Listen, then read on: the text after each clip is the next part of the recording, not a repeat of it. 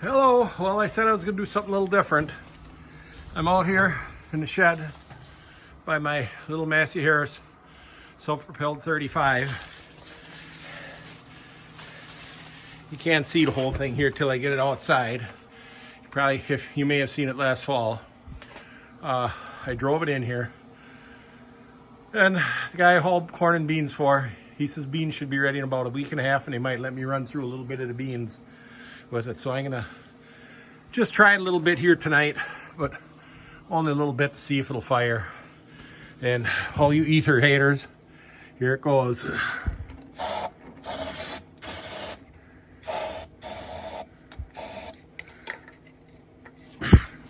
Turn the key and see what happens.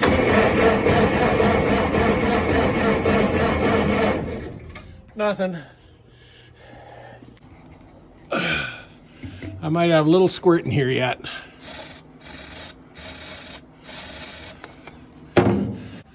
We'll try it one more time.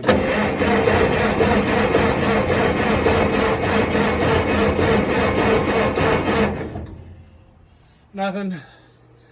So I'm going to quit for today. The distributor is only about a foot or so under the roof, so I'm sure it got snow on it. I'll pull the cap off and clean the points tomorrow, and I want to get this started. So that's going to be it for tonight. Well, if you know me, I couldn't let it rest. I come back with some sandpaper. I haven't got my holder here, so, but I'm going to file the points here. Well, I sanded on the points some. You can see there isn't anything left of them, so I think I will be ordering points for this. I usually get away with just sanding points, but sometimes I just have to bite the bullet and get some. We'll see how it goes. And now I just saw it. I don't even remember if I had the camera right side up for the little bit of previous videoing. If I didn't, I apologize. If I did, that's a good thing. I'm going to put the cap on and try it again. There might be a little squirt of ether left in here.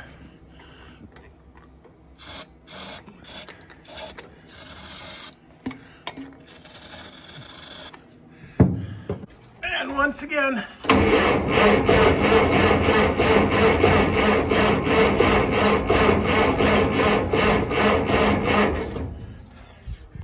I'm thinking I'm going to have to take those points out and give them a lot more sanding.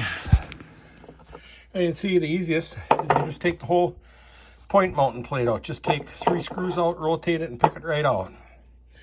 And if you look at how dull the surfaces are there, I know on the magneto on the window, I sanded and sanded and sanded, and they wouldn't make contact until I got them real bright and shiny. I know sometimes you run a couple pieces of sandpaper through and it works, but maybe that ain't the case here. I want to get them good and bright, and then maybe it'll fire. Well, I don't know how good it's focusing, but you can't see it as good on there, but under my light, it's nice and bright now. So I'm going to put them back in and try it again. So here we take the plate. Take the plate, and this notch in the plate has to be turned to clear the terminal that goes in the side. And once it clears, then you rotate it about a quarter turn and you screw it down. Well, I got to put the camera down now, and while I do that, I got the points and cap and rotor all back. See if there's a little bit of ether left in here. And try it one more time.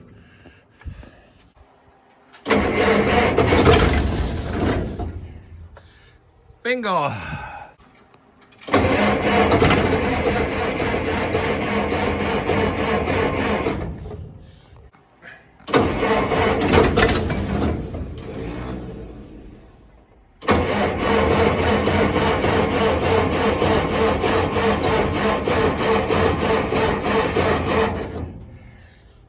Well,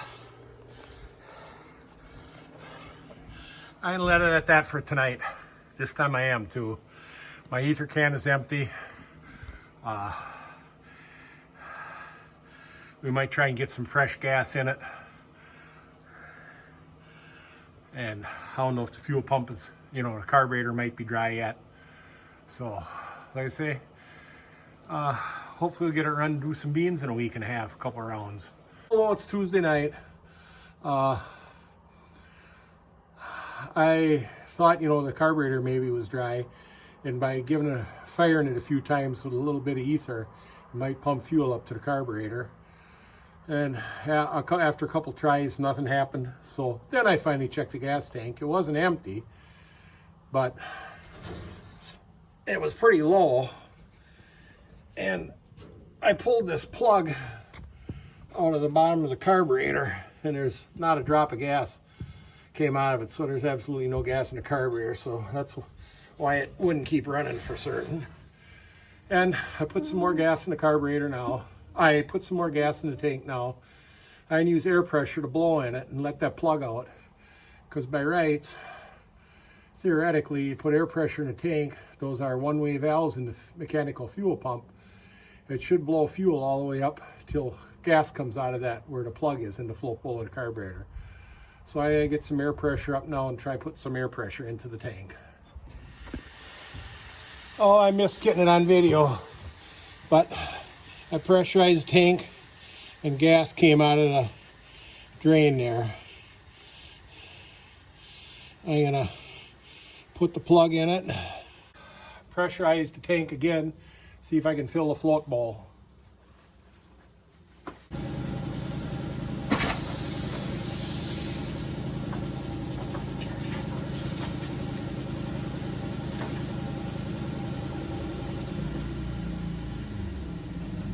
So now I'm going to try it without any ether. The gas in the carburetor, give it full choke, see if it'll fire.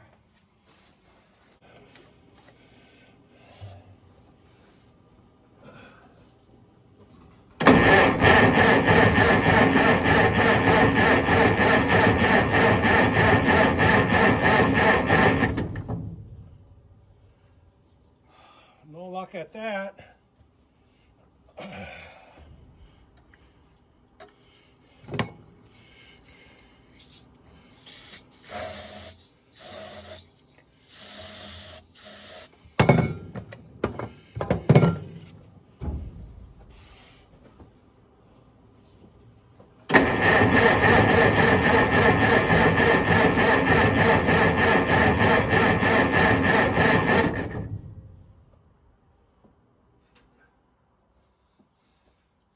Still no luck.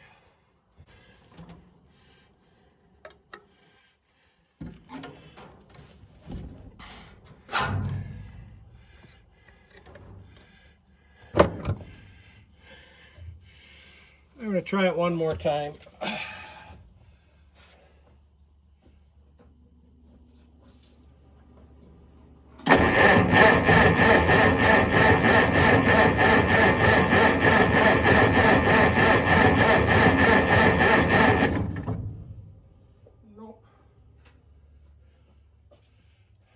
Nope. And it's dripping gas out the carburetor now.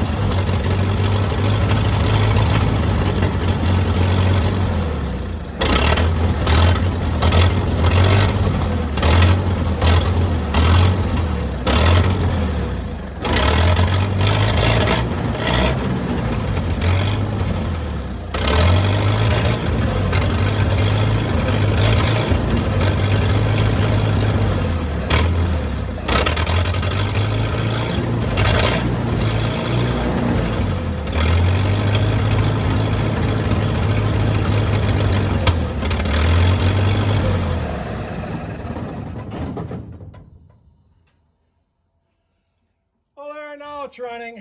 I got to work on the throttle wire and the choke wire, but I'll probably try and get it backed out of here out in the open to work on that. And then I got to adjust the cylinder speed, the concave, and the screens for soybeans, because I'm sure it was set up for wheat or oats.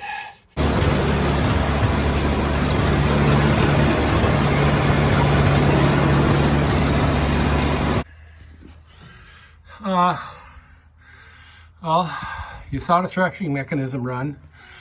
Now what's left is adjusting the screens and the concave and cylinder speed. Now here's adjustment for the back little bit of screen.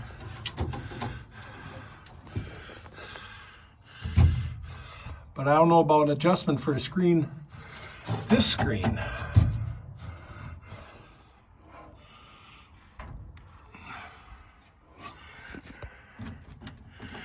That's going to take some investigating,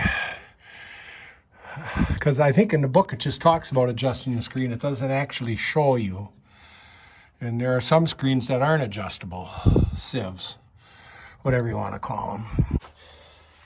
And according to the book, to get the cylinder speed right, some of them have variable speed on the cylinder, but this one doesn't. But it has the right size sprockets.